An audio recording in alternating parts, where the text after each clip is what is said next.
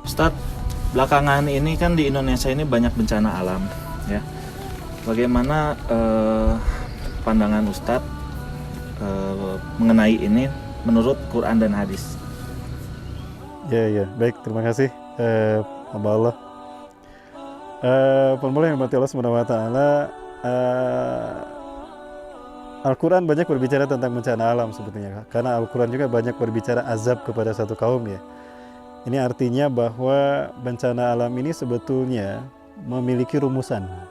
Ada rumusnya. Surat Al-Anfal ayat 33.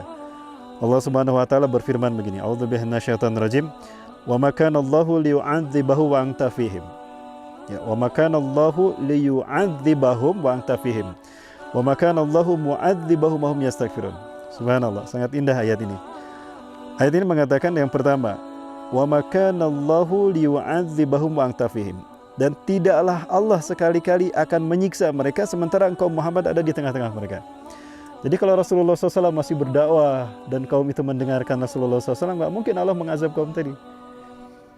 Ya, nggak mungkin Allah mengazab kaum tadi. Ini dari segi bahasa, dari segi bahasa. Namun kalau kita lihat kan ayat Al-Quran berlaku sepanjang zaman, ya, sepanjang zaman. Nah, bagaimana kita memahami ayat ini keberlakuannya sementara secara fisik Rasulullah sudah tidak ada? Nah, saya melakukan pendekatan begini, bahwa Allah tidak mungkin menyiksa satu kaum, Allah tidak mungkin Allah mengazab satu kaum selama kaum itu mengikuti sunnah Rasulullah SAW.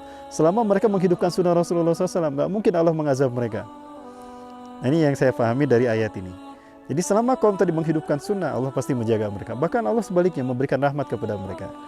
Nah, yang kedua, wa makana Allahu mu'adzibahum wa hum yastaghfirun. Dan sekali-kali Allah tidak akan menyiksa mereka sementara mereka beristighfar kepada Allah. Jadi kalau kaum itu sudah bertobat, sadar dengan perbuatan dosa dan kesalahannya, nggak mungkin Allah mengazab mereka. Nah, cuma itu tadi yang pernah kita bahas para manusia sekalian. Setan itu nggak pernah berhenti menyesatkan kita kan, menghancurkan kita. Nah, setan pernah berkata begini, iblis nih. Iblis ini tuhannya setan.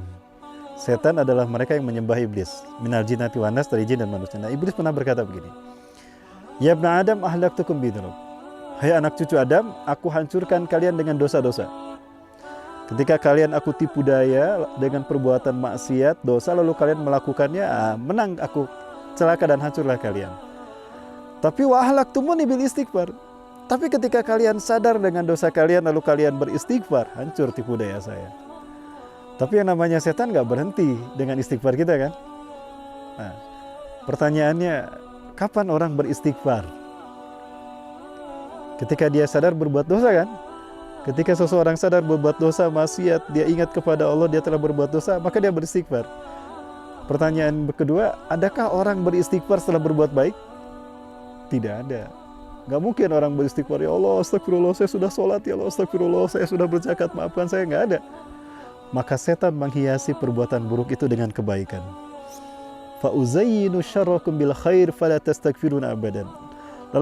Lalu aku menghiasi keburukan kalian dengan kebaikan, seolah-olah kalian melihat kebaikan padahal itu keburukan.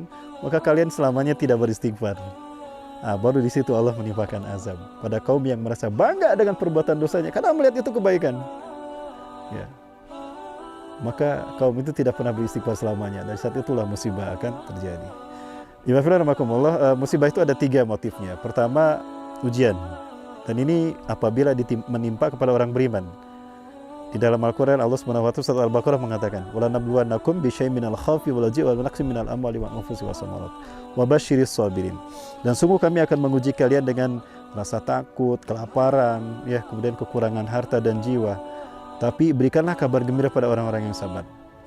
Siapa orang-orang yang sabar yang wajib digembirakan oleh Allah, oleh kita, dan Allah memerintahkan untuk bergembira mereka? Alladzina idza asabathum musibah qalu inna lillahi wa inna ilaihi raji'un. Itu orang-orang ketika musibah menimpa mereka, mereka beristirja mengembalikan itu kepada Allah. Rasulullah SAW terkait dengan hal ini memberikan pelajaran berharga nih. Apabila kita diuji oleh Allah dengan satu musibah, maka berdoalah kepada Allah. Allahumma ajurni fi musibati wahluf li khairum minha. Allahumma ajurni, ya Allah berikan aku pahala fi musibati, pada musibah yang menimpaku ini.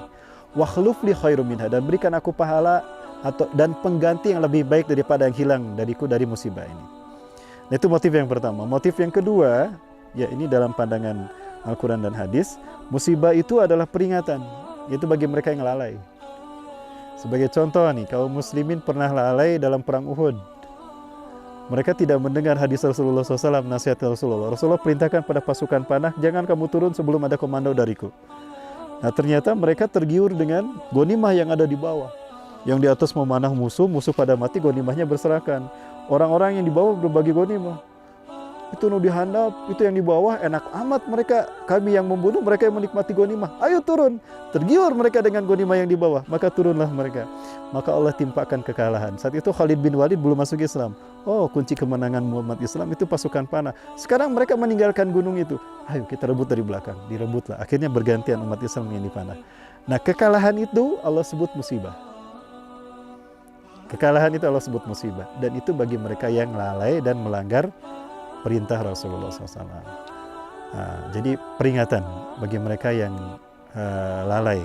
Nah, yang ketiga, musibah itu azab. Musibah itu azab. Dan ini bagi mereka yang ahli maksiat, ahli berbuat dosa. Dan mereka sudah tidak merasa malu dengan perbuatan dosa. Dan mereka malas untuk berbuat baik. Dan mereka ingkar kepada Quran dan Sunnah. Maka ketika mereka mengalami musibah, mereka mati. Nah, itu azab. Kita tutup dengan hamdalah. Alhamdulillahirrahmanirrahim. Subhanakallahumma rabbana wa bihamdika asyhadu an la ilaha illa anta astaghfiruka wa atubu ilaik. Assalamualaikum warahmatullahi wabarakatuh.